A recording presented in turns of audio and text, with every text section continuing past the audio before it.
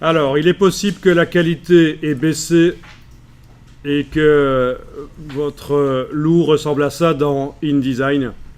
Le texte aussi peut ressembler à ça. C'est juste un problème d'affichage dans InDesign. Si on sort ça en PDF, il n'y aura aucun problème. Donc, vous pouvez essayer d'ailleurs, on va essayer de le sortir en PDF. Allez-y, menu fichier, exporter.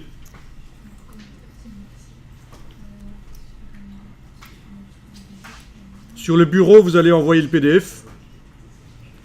Alors, ah oui, ça a gardé dans le document le dernier nom utilisé pour l'exportation. Donc on va dire test, export, couverture. Voilà, c'est pas mal.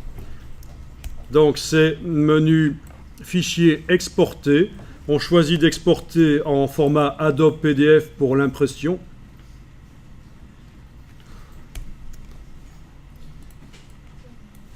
Ça ne veut pas nécessairement dire un PDF CMJN, ça va dépendre comment il est réglé. On peut exporter un PDF pour l'impression et il sera RVB pour imprimer sur une imprimante jet d'encre. C'est mieux. Mais pour imprimer en offset, il faudra qu'il soit CMJN.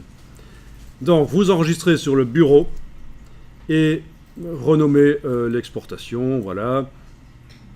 Dans les paramètres ici, on va aller voir ce qui se passe à sortie. Là, on demande à InDesign de transformer les images RVB en CMJN. Si à la rubrique sortie, vous avez demandé comme ceci, c'est le cas dans le document, normalement, je ne sais pas chez vous. Convertir vers la destination, c'est enclenché comme ça. C'est là qu'on indique le profil qui correspond au papier qui sera utilisé par l'imprimeur. Mais dans ce cas-ci, je vais exporter en RVB, donc aucune conversion de la couleur. Si je voulais exporter vers le RVB de l'internaute pour qu'il regarde le PDF sur son écran avec des couleurs bien vives et qu'elles soient correctes, il faudrait exporter vers le sRGB. Bon, ben ici, je vais dire simplement aucune conversion de la couleur. Et ce qui est important ici, à général, c'est d'indiquer qu'on veut exporter que la première page. Donc, général, étendu, et vous indiquez... Ah oui, alors quel numéro est là? Si on tape 1, ça ne va pas marcher. C'est la 21, je pense. Oui, c'est la 21. Il faut taper le numéro qui est là dans la palette page, en fait. Hein. Oui, vous avez vu que la deuxième page porte le numéro 22, en fait. Hein. C'est dans la palette page qu'on avait été indiqué que la première page, la couverture, commence en 21. Qui est plutôt une page d'accueil du chapitre, en fait. Hein. Est-ce que ça marche pour vous? Donc, ces fichiers exportés en PDF pour l'impression. À sortie, ici, vous indiquez aucune conversion de la couleur. À général, ici, vous indiquez étendu 21.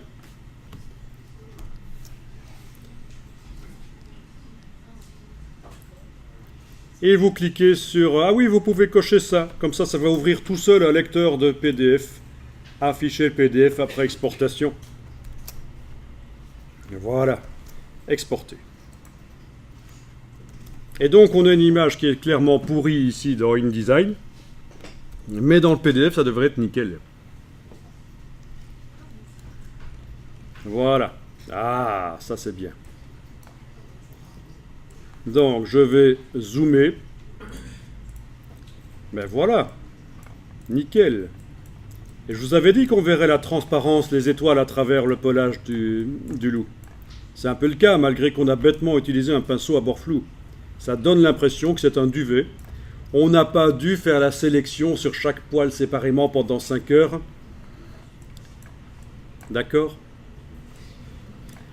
Le logo Illustrator, bon, il foire un peu à certains endroits, là où ça se superpose. Je vois que ça a foiré. Il faudrait, oui, il faudra qu'on écarte les lettres les unes des autres parce que ça se rentre dedans, là, ça va pas. Mais en tout cas, il est vectoriel. Si on zoome, on zoome, on voit les pixels de l'image des étoiles derrière. Par contre, le vectoriel, il est super net. C'est un fichier Illustrator, le logo, le nom, là, encyclopédique. C'est du vectoriel, donc c'est pas des pixels.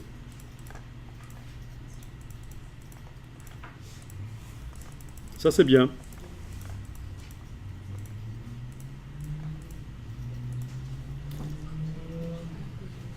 Bon, je ferme ça. Alors, pour voir correctement dans InDesign, il faut enclencher dans le menu Affichage, Performance d'affichage, il faut enclencher l'affichage de qualité supérieure. Ça va demander un peu plus de ressources informatiques, mais ça va être peut-être plus agréable à regarder. Si vous étiez déjà en affichage de qualité supérieure et que vous aviez un affichage pourri, essayez de repasser en affichage standard et de revenir en affichage de qualité supérieure. Ça va peut-être le réenclencher une bonne fois.